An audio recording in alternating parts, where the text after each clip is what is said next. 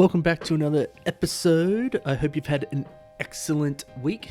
Let's jump into a couple of illustrations this time. What we've got going on is me sort of brainstorming ideas, and I reached out on Twitter to a couple of people that follow me, and I said, hey, give me something to draw. I was on vacation, I just needed a little prompt, and someone said, I have a traveling journal that we take, but we always end up forgetting to take it when we go traveling. And so I was like, oh, that's a really fun concept. So I started sketching it out, and it just sort of flowed out really easily. I was going to do this really old leathery one with a moustache that was going to be just like running late, always like, oh wait, hold on 1 second. And I thought having the suitcase or like a little carry-on bag, and then like always running late. This was, I can't express how much fun I had drawing this. It was really, really fun. I think it's because, one, it's a simple sort of drawing, like it's a lot of straight lines and stuff, but it's just nails it on the head for me. Whether you guys agree or not, I don't know. But here we go. We're sort of jumping into the lines. You can see the press in the foot there. That sort of makes fun. I've got these tabs that I found sort of interesting to put in, and my whole goal was to make characters of all the tabs. Like, you know, when you go somewhere and you get tickets or memories or little pieces, and that's what I was imagining would be put in there. The person that has the journal, it's a black journal for them, and so I made it black to start with and started with a grey, started adding textures. I wanted it to feel worn a little bit more. And then one thing, and so as you see now, I'm adding in the faces on the tabs.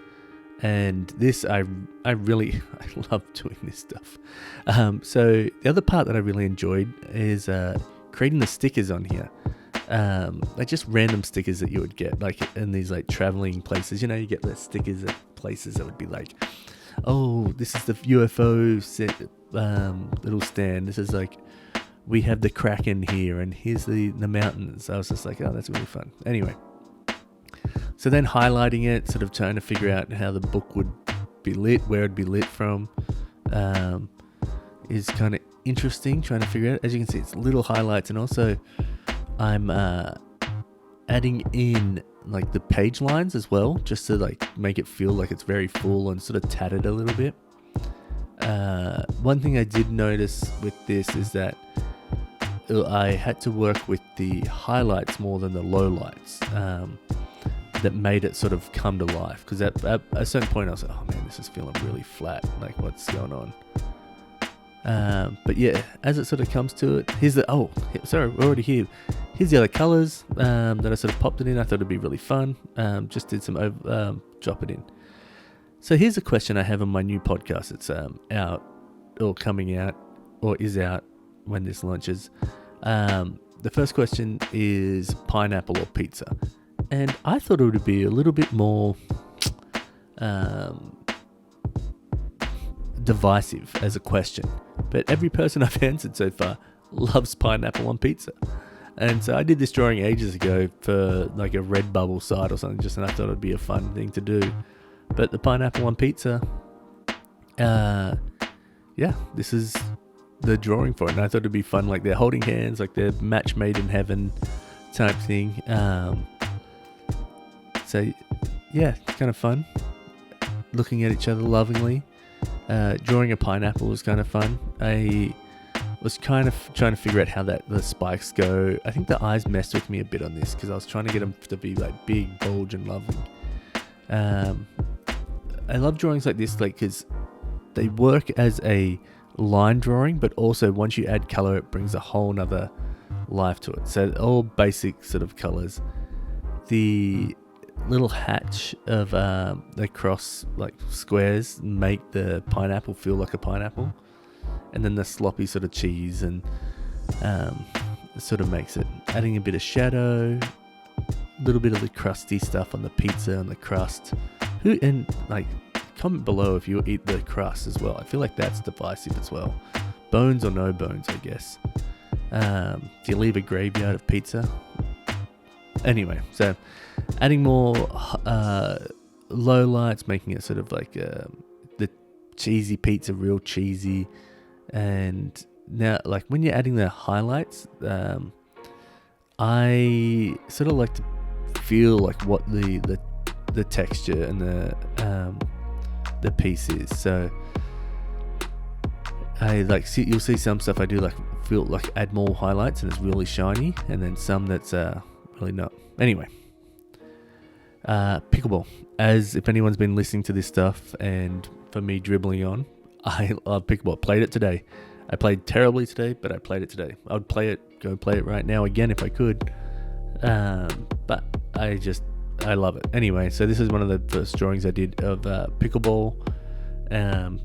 Classic. No real great story here. It's just a pickle playing pickleball. Not really a big jump, but I do like the characterization of Pickle.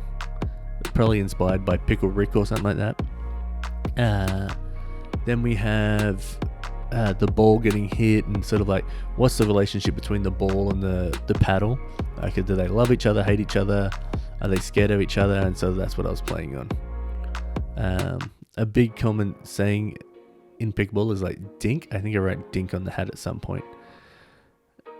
The pickle had the little knobs on it. Yeah, there we go. I wrote dink. I didn't do anything with it. I think I just wrote it and then left it. Just moved on. Or typed it in. I didn't write it. A little like texture to the pickle. Little highlights. A little bit of yellow like splotches and little highlights. The ball bounce. Little dripping of the like the pickled pickle. I do love pickles. I like when they're chopped more. Oh. And here we go.